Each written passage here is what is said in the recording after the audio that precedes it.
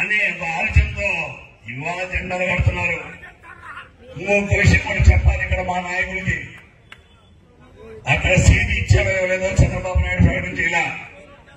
కానీ మా వాళ్ళ మటుకు నీకు కూడా ఒక ఇన్ఛార్జి ఉన్నాడు, ఆ ఇన్ఛార్జిని సంప్రదించాలా లేదా ఇక్కడ అనేది ఆలోచన కూడా చేయాల చాలా మంది.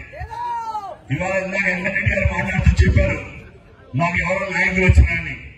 నాకు మా ఇంటి నాయకులు చెప్పరా? మరి మీకేమైనా చెప్పారనుకోండి, అది ఒక ఇన్ఛార్జిగా బాధ్యత కలిగిన మీరందరూ కూడా బాధ్యత మీకందరి మీద ఉన్నాయి.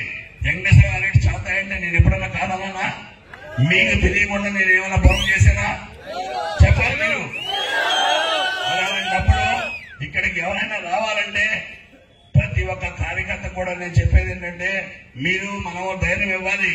కార్యకర్త ఆ రోజు పనిచేయడానికి వస్తారు తప్పితే నేను ఒక చోట మీరు ఒక చోట ఎవరో వస్తారు, ఎవరో అంటారు ఆయన డబ్బులు ఇస్తాడు అనుకోండి. ఆయన డబ్బులు ఇవ్వకపోతే మనం పెట్టుకోలేదా?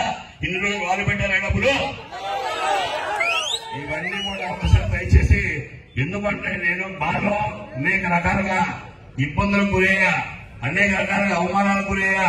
కానీ ఈ రోజు కూడా పార్టీని కానీ పార్టీని అమ్మేసేటువంటి పరిస్థితుల్లో ఈ రోజు నేను తప్పు చేయాల. నిజంగా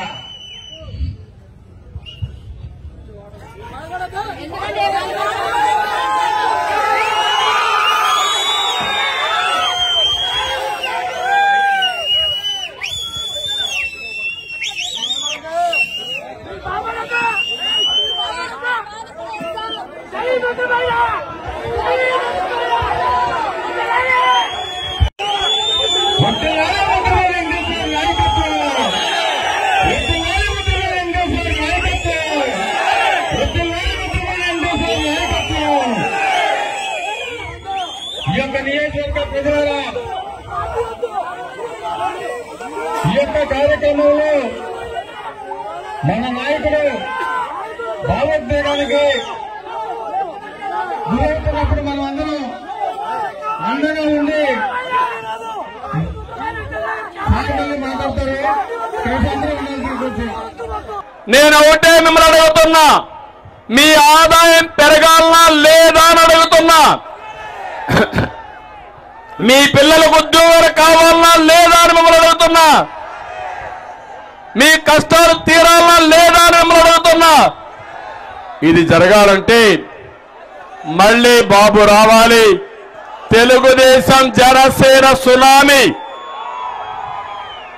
ద్వారా రామరాజ్యం స్థాపన జరగాలి.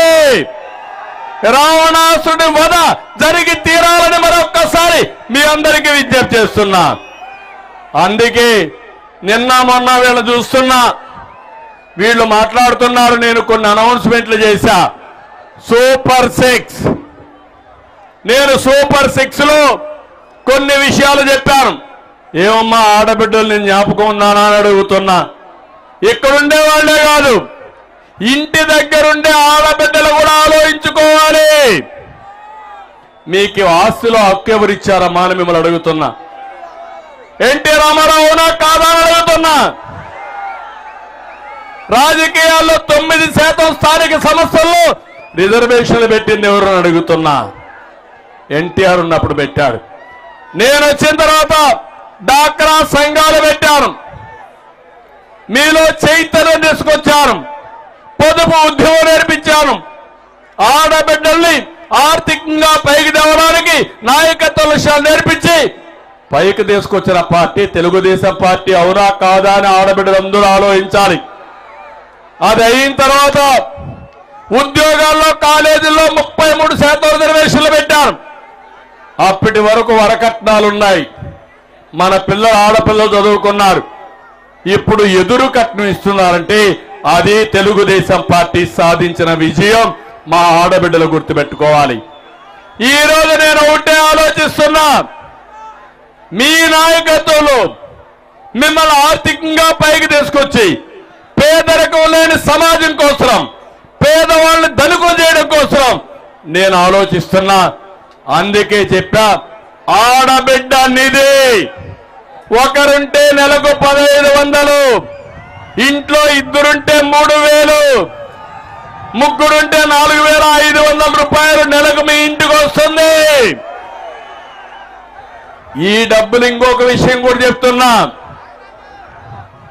డబ్బులు ఇవ్వడం కాదు, ఆ డబ్బులు ఉపయోగించుకొని మీరు సంపాదన ఏ విధంగా చేయగలుగుతారో చేసి చూపిస్తా. నేను కష్టపడతా, సంపద సృష్టిస్తాం. జగన్మోహన్ రెడ్డి అప్పు చేసి 10 రూపాయలు ఇస్తే నేను సంపాదించి అప్పు లేకుండా మీకు 15 రూపాయలు ఇస్తా. 15 రూపాయలు 150 రూపాయలు చేపిస్తా. 150ని దీన్ని 500 చేస్తాం.